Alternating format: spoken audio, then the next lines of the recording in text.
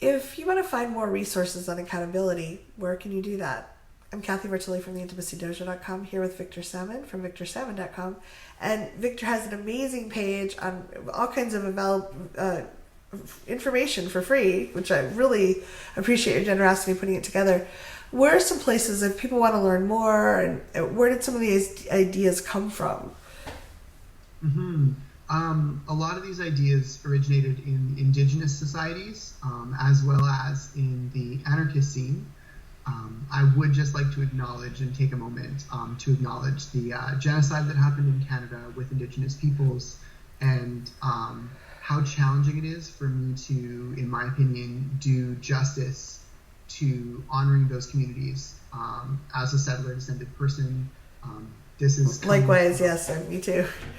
Yeah, my stream is coming from the unceded ancestral lands of the Coast Salish peoples, including Musqueam, Tsleil-Waututh, and I'm forgetting one, Musqueam, Tsleil-Waututh, and Squamish First Nations. Do you actually know any of the indigenous communities? I do, and don't have I looked them up because I love that people were saying that, and I don't have them on top of my head, and I'm sorry, I'll put them below. I think there's definitely, it comes back to that growth-focused approach, that there's room for all of us to become more aware of the genocides that happened, and understanding that coming to a place of acknowledgement doesn't mean coming to a place of guilt. Right. I was speaking with Kim Tallbear, but I was also speaking with... I loved your talk at Converge. Also, I think it was Tracy Bear last year who spoke. Do you remember? Yeah. At ConvergeCon? Yes. Yeah, I was speaking with Tracy Bear, who gave me a really useful snippet on how white guilt just isn't useful, and that frailty that settler-descended people like myself have, even if I'm not white. That sort of settler frailty or that settler guilt. Yes. That doesn't necessarily promote healthy relationships, that it doesn't necessarily promote growth or improvement of situations. There are still indigenous people in Canada without access to clean, fresh water. And feeling it's a Flint, Michigan situation, but it's our version of Flint, Michigan, basically. Yeah.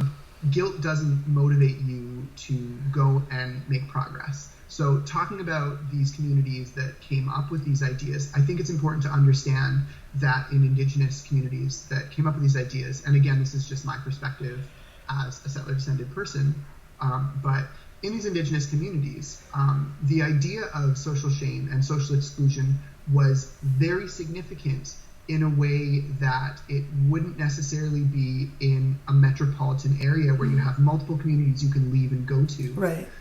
So I think understanding even in anarchist communities, if you opt out of the accountability process, you're opting out of that society, and that might be your whole society. You didn't really have another option. Right. Whereas when we're trying to import this,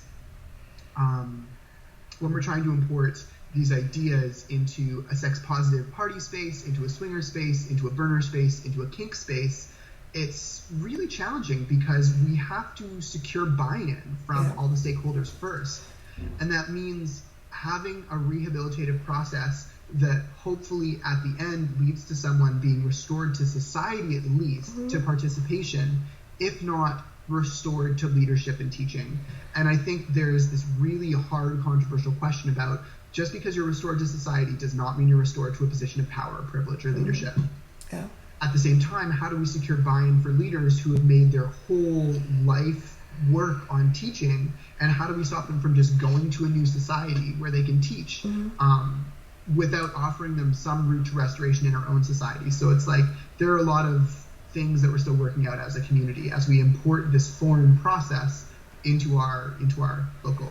Yeah, and I just pulled up the name. The San Jose area is, I might be saying it very badly, Muwekma Ohlone tribe was here. They say that's mostly what is here, was in this area, the people that lived here. And I think that the topic is challenging. My father abused me. I love my father very much, but he abused me.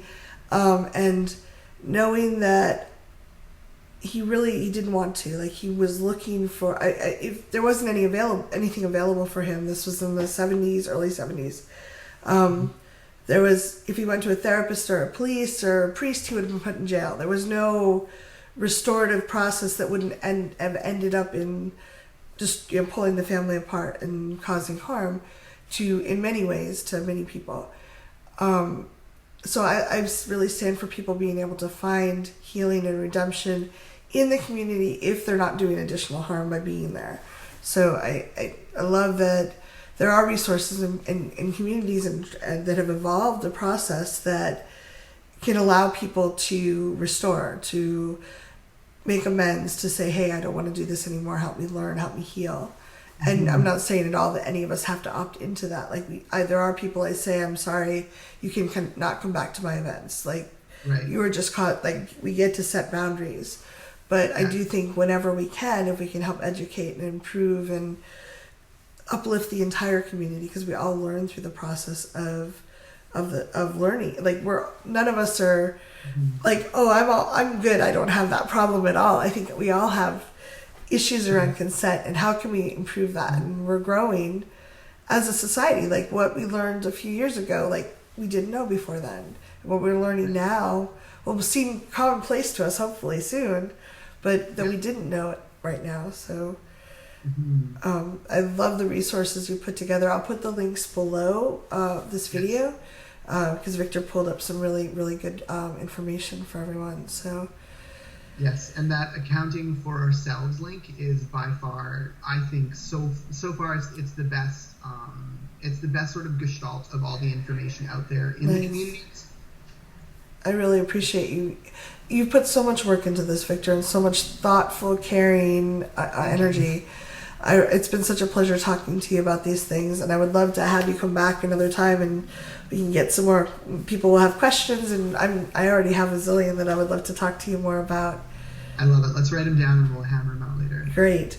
If you'd like to support Victor's work, he's putting this all out there for free for people to learn from and implement if they want. You can go to patreon.com/Victor Salmon, and if you have the resources to support his work, please do. And we hope these videos have been helpful for you. Please leave comments and questions below. We'll answer them as best we can. And I want to honor everyone who's tuned in and looked at this, because this is a really difficult conversation, and you're spending your time and energy developing and growing and learning new ideas, and that makes the world a better place for all of us. And I stand for creating the world we want to live in. And Victor, thank you for being here and generously donating your time to this. Thank you so much for having me. It was a pleasure. Thanks, everyone.